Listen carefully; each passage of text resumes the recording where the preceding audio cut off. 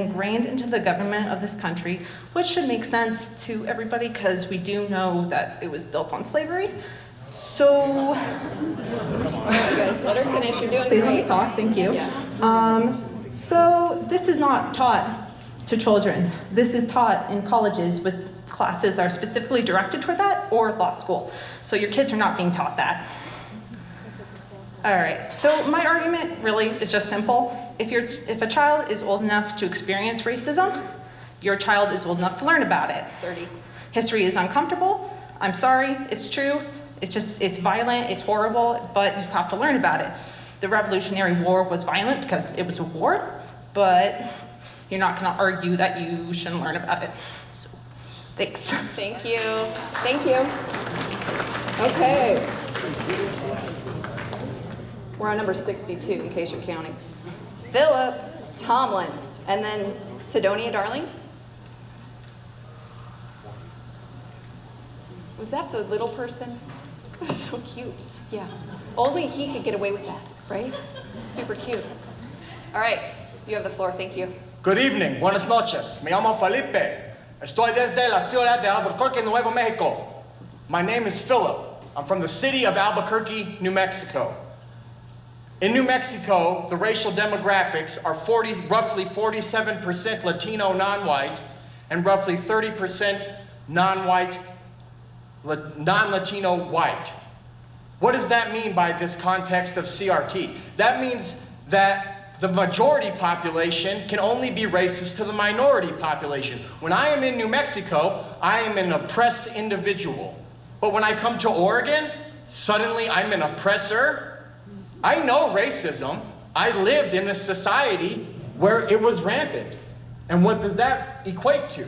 Absolute power corrupts absolutely. Now, I don't really want to get into a bunch of different studies and stuff like that. This is going to be a personal research experiment.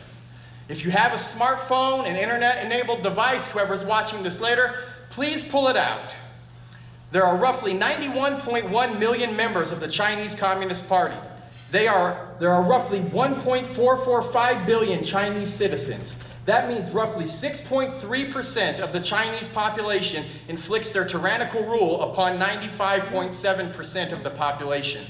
They rule through fear. Masks, virus, variants, and vaccines are instruments of fear for tyrants to control and institute unconstitutional, tyrannical measures. A previous speaker said that CRT, anti-racism, and racial equity education is socialist or Marxist.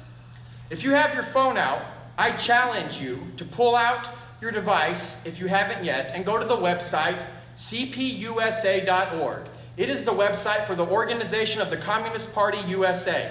Scroll down to the bottom on the contact screen and you will see Washington, D.C. has a link to a website. That's the Claudia Jones School of Political Education. Go to their Twitter account and see that they spread communist propaganda. Every one of these educational measures is designed by communists to divide this country. Thank you.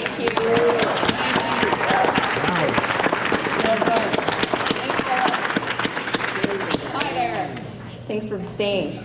Bill is up after you. My name is Sidonia Darling. I was not planning on speaking, Okay. so Can I put please your mic bear down? with me.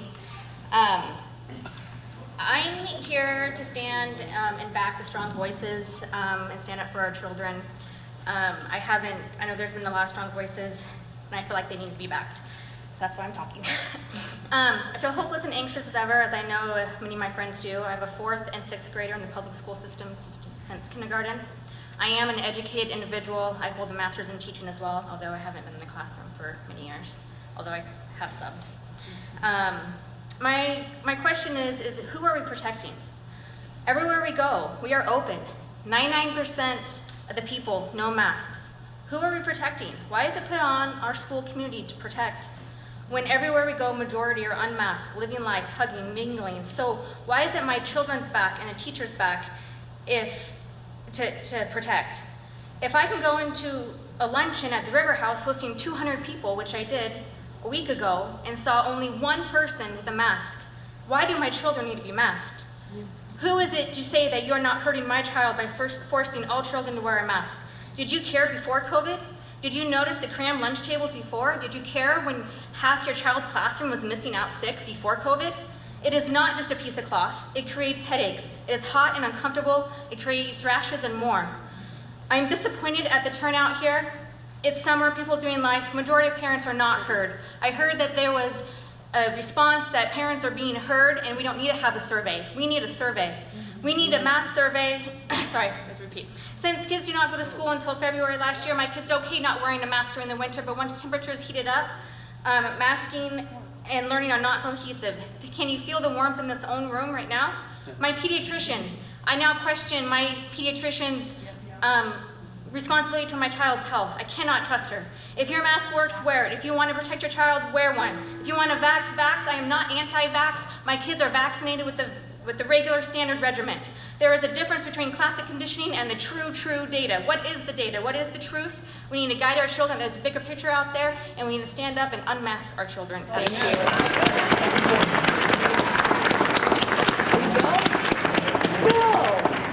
Bill's been right here in the front the whole time. Hi, my name's Bill Colton. I would like to have my name on the next meeting. All right? Give me your can you email. put an asterisk on that? I'll put a little post-it in my office Okay, and I'll be good. like, Bill. And more importantly, I think that we should get back to the basics as far as instruction in the schools. The last time I looked, 2 + 2 = 4. Bill, that was so succinct. Your name, Bill. Okay. Sherry or Shelley Baker? Another front rower. You guys are troopers. Okay, the last person